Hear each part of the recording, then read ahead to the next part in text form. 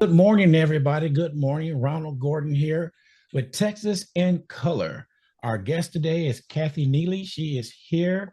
Thank you for joining us this morning. To kick things off, please introduce yourself to our listeners and tell us a little bit more about your background and the work that you are currently doing.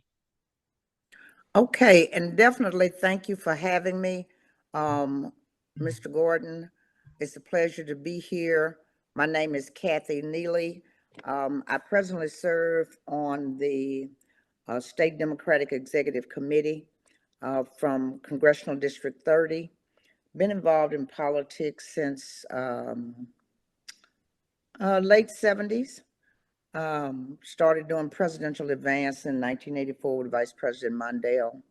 Governor Dukakis, third time's a charm. Bill Clinton actually did his announcement, traveled 35 countries around the world.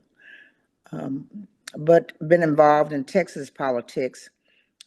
Started out with actually Senator Benson, working with former Mayor Ron Kirk, one of his advisors. So been around politics for quite some time, as well as been involved with the King family. I actually did the first national holiday with Mrs. King, first Black family reunion with Dr. Dorothy Height. So been around a few blocks. So it's a Okay. pleasure to be here. Yeah, that's bring me back to memories down there. With you going back far like that, because I remember doing things. I'm from the Chicago area when we in the 60s, the late 60s, we were protesting all that. And you brought up all those people that sort of hits a nerve right there on how we did things back in the days. A little different from today, correct? Oh, it's a lot different. It's a lot But different. at the end of the day, it's still the same. Yeah, it You is. still have to talk to the people. That's right. What do you see the most pressing civil rights issues facing Black communities today, both nationally and in this region? Voting rights. Voting rights still makes it to the top of the list. Voter suppression has always been, so that's nothing new, but it still exists. So even though we've made many strides and made a lot of progress, sometimes it seems as though those that we've elected forget from whence we've come and the shoulders on which we stand. Mm.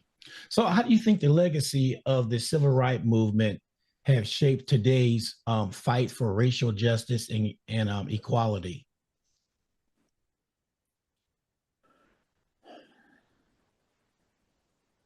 Um, the struggle continues. You know, when you look at, when you read Dr. King's book, Chaos and Confusion, Where Do We Go From Here? It's still the same, right? Yeah. So we still have to fight each and every day, but we can't give up and we still have to press forward. So then, what are some of the most effective strategies you see mobilizing Black communities, especially younger generation, to get involved and with the civil engagement? Well, I think we have to continue to have a conversation. See, we've stopped talking to people with technology. It's like we text, right? But do we ever go back? And I think what we have to do is go back to having the conversation where we talk about, no, where we listen to what their concerns are. And then from there, because they really want you to listen, right? And they have some ideas that I think that we can um, collaborate on, because at the end of the day, they still have the same issues that and concerns that we have. We had those concerns. You know, tomorrow I'll be 72 years old. Well, happy birthday. Why, thank you.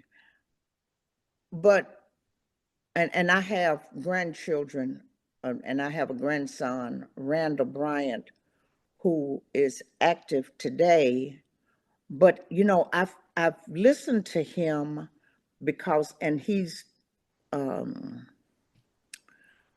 expanded my horizon regarding that critical thinking of trying to understand their position, but also in return or in the collaboration, we do it together. So he listens to my perspective, because I think where we mess up as a community, we continue to try to tell people what to do. We're not listening to what people are trying to tell us what their real concern is. At the end of the day, also, we are not mentoring our this next generation like we should, because we think that we're the only ones who know. We know what's right, we know what's wrong, and we kind of block them out. We can't do that. My business partner over in Montgomery, Alabama, talks about we cannot have a no talk policy. Whether I agree with you or not, or I don't disagree, or whether we agree or disagree, we still need to respect each other, respect each other's opinion. And when we're right, we say we're right. But when we're wrong, we say, you know what, I was wrong about that. So that we can continue to move our community forward. Because at the end of the day, our community is going backwards. Yeah.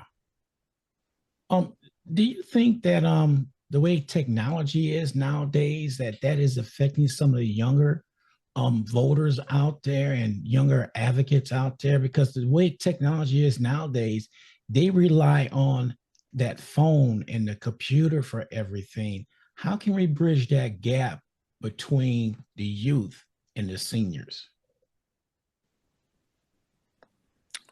Well, funny you should ask. Maybe the older generation should consider learning how to use the technology. Maybe the younger generation can take the time out to kind of teach us how to use that information. You can take a 3-year-old. I'll never forget when it was actually one of my great grandchildren. She was 3 years old. She could turn that iPad on and turn the different information. And I'm like, now, how does she do that? Because they do it naturally. So, as opposed to what we have to do is keep an open mind. And I think that's what we really have to do. So it is safe to say sometimes that the older generation is scared of changes like that. Absolutely. And to the point of, I'm not, no, I'm not going to do that. I mean, you know what I mean? It's like, I, I don't want to do it. I'm not going to do it. I need paper. I was talking to a young lady today who, because, early vote is taking place here in Texas. A lady wanted a push card, right? That had the names of all the candidates. And so someone was trying to say, well, you could use your phone. Well, you can't take that in, and I don't know how to use my phone. Well, ma'am, okay, so we can't be so closed-minded, because we lose. At the end of the day, people people fought and died for the right to vote. And I think another piece that's missing is we don't have shows like this one to continue to educate our voters, our citizens, on the importance. What is the history? We've forgotten all of that, but it's not even discussed anymore. Hmm, that is true. Okay. Voter suppression remains a Mhm. major concern in Black communities. What strategies are being used to combat these efforts to ensure that every vote is counted? Well, we have to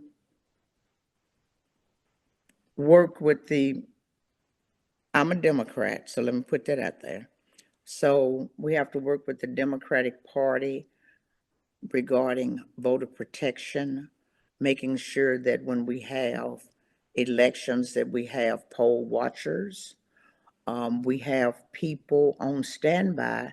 We utilize our lawyers from within our community to get them engaged.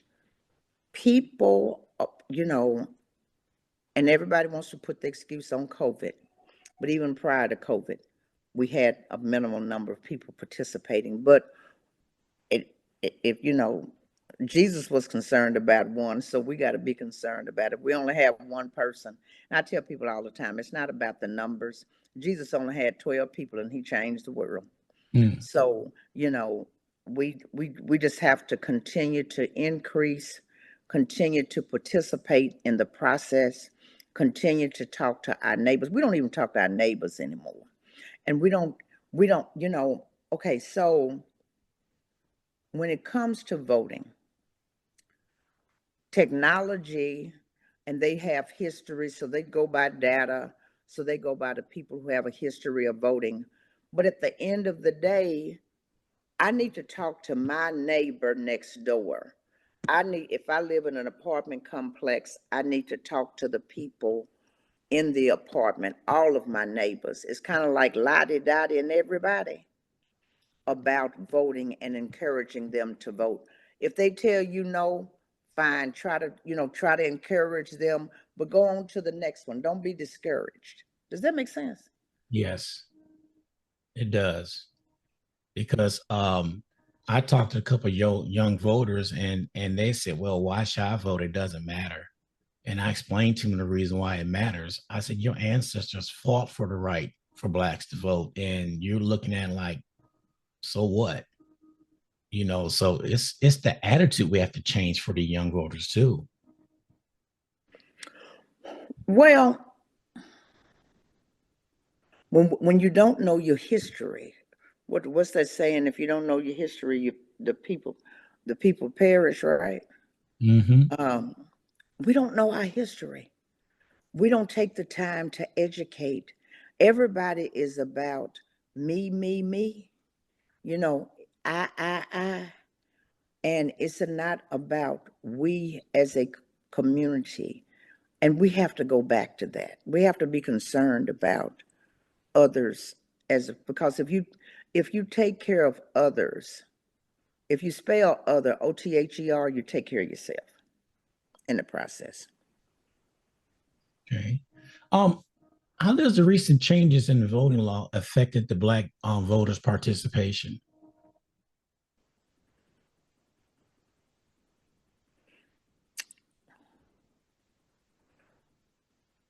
On one hand, I mean, either you're gonna fight for what's right and you're gonna get out there and vote. There's no excuse for not voting. That becomes the bottom line. You know what? It's always been a struggle. So why do we expect somebody to give us something today? They didn't give it to us 50 years ago. So we use that as an excuse to not vote.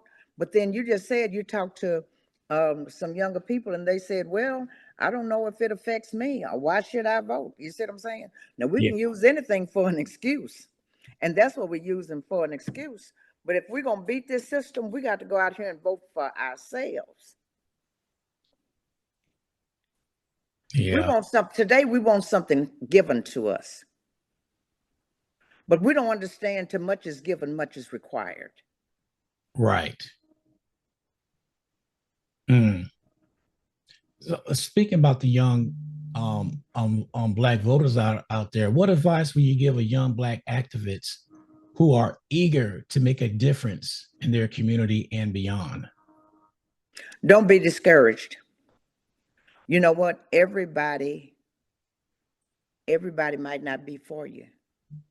You'll get a lot of no's. No doesn't mean no. No means not right now. So, but what you have to do is keep pressing forward. Okay.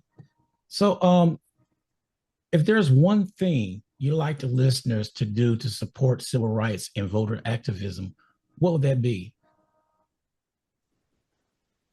Register to vote, and vote. And after you voted, take somebody else with you to vote.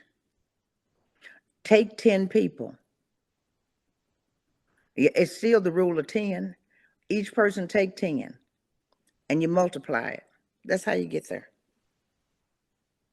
Okay. Um, in Texas, we know about Texas. How have recent changes in the Texan voting law impacted Black communities' ability to vote?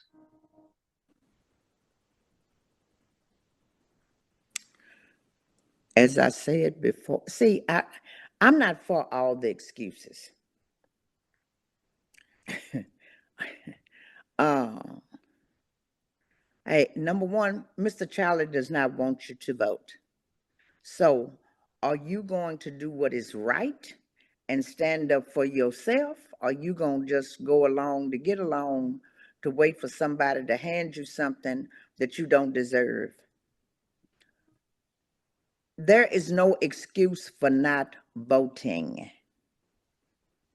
Nobody can stop you from voting but yourself.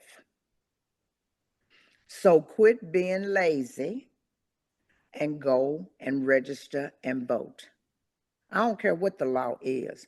The law was never designed for us to vote.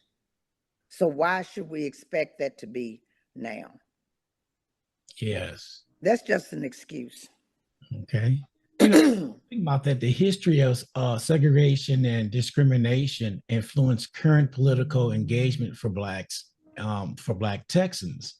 You know, so if you look at it, you think that they're getting discouraged, or are they pumped up to go vote and make a change? You mean now? Yes. Oh, with this election, you talking about with Kamala Harris on the ticket? Yes, ma'am. I think people are excited and they want to go and vote for her. You'll always have the naysayers, and those are the ones that they always highlight. But the majority of the people,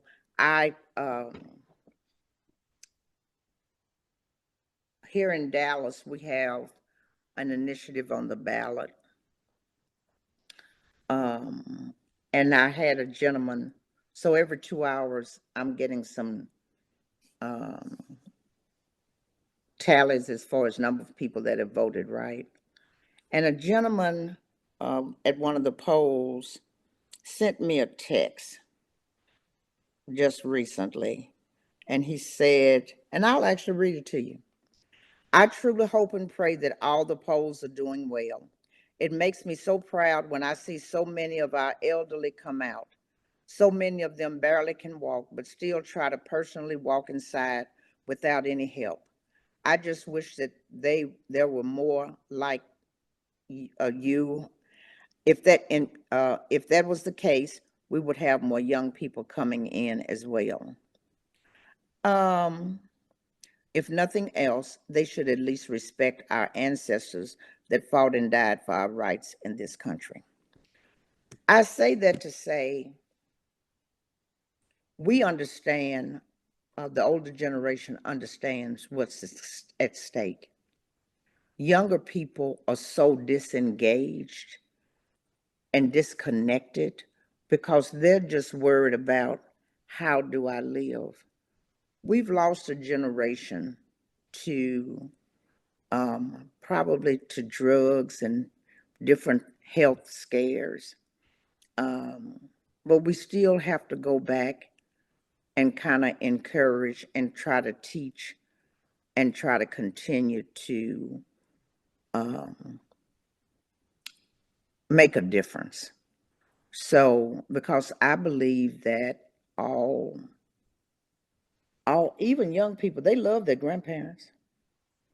So maybe it's the grandparents that need to get have these conversations, with their, but we've even stopped having conversations, and we don't even see, we're so disconnected, we don't even know what's going on around us because there's so much violence, and we've caved into that until, we have a deaf ear to everything.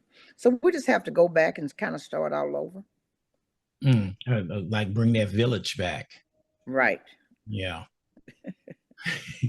So how does gerrymandering affected the political power of Black communities in Texas? Oh, it affects it because you have it diluted, it dilutes our vote, it dilutes our representation.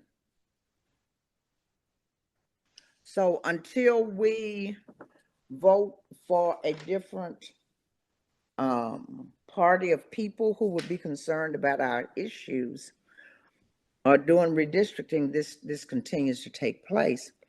And we have to fight battles, continue to fight battles, in the courts. Okay. All right. Last question for you. Okay. How can the local leaders and policymakers support a fairer access to voting for all marginalized communities?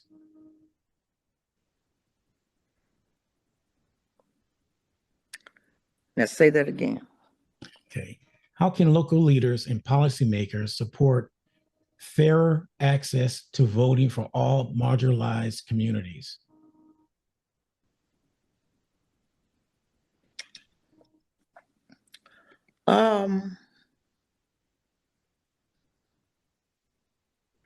When you said that, let me get this off my chest first, because I've heard this too. I try to talk to a lot of people. See, there's a group of young people who say, the reason I'm not engaged is because my local politicians, they're not doing anything.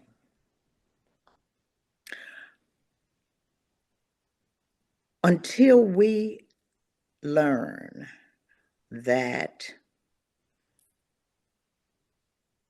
it doesn't stop being an elected official, we have a responsibility to continue to engage, to educate, as opposed to walking away from our community and trying to be like other people. I love my people. My grandchildren laugh all the time. I mean, we make each other mad, but you still can't give up on, you still got to fight for us. You know what I mean? Yeah. So, and our issues, we have the same issues. We voice them differently because what we're concerned about is might not be as profound as other communities, and we might not articulate it as well, but you are there to represent your people. You're not there. You're there to represent your district. You're also, but and also taking their responsibility. You might be the only Black person on that city council, on that school board, and you have the burden of representing all Black people in your respective city.